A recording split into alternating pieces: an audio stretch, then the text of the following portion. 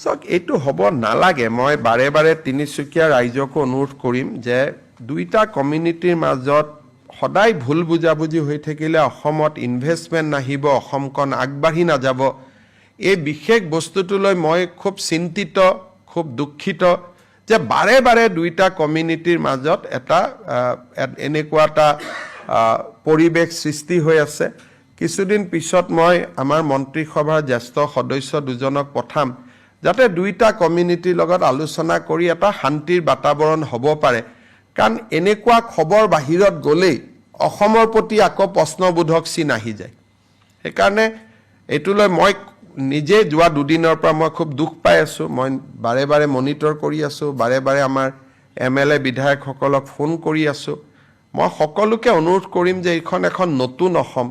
ইয়াত এইবিলাক সৰু সৰু কথালৈ কাজিয়া কৰি থকা দুটা কমিউনিটিৰ মাজত টিকটকটা হোৱাটো ভাল নালাগে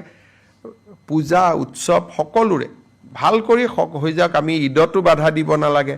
নামাজতো বাধা দিব নালাগে ছট পূজাতো বাধা দিব নালাগে দুৰ্গা পূজাতো বাধা দিব নালাগে নাম কীৰ্তনতো বাধা দিব নালাগে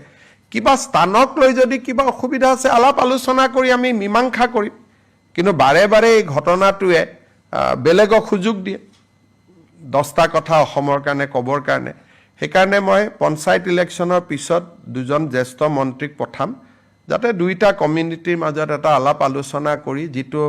এটা ডিষ্টেন্স আছে দূৰত্ব আছে সেই দূৰত্বটো যাতে সদায়ৰ কাৰণে দূৰ কৰিব পাৰি মই কাকো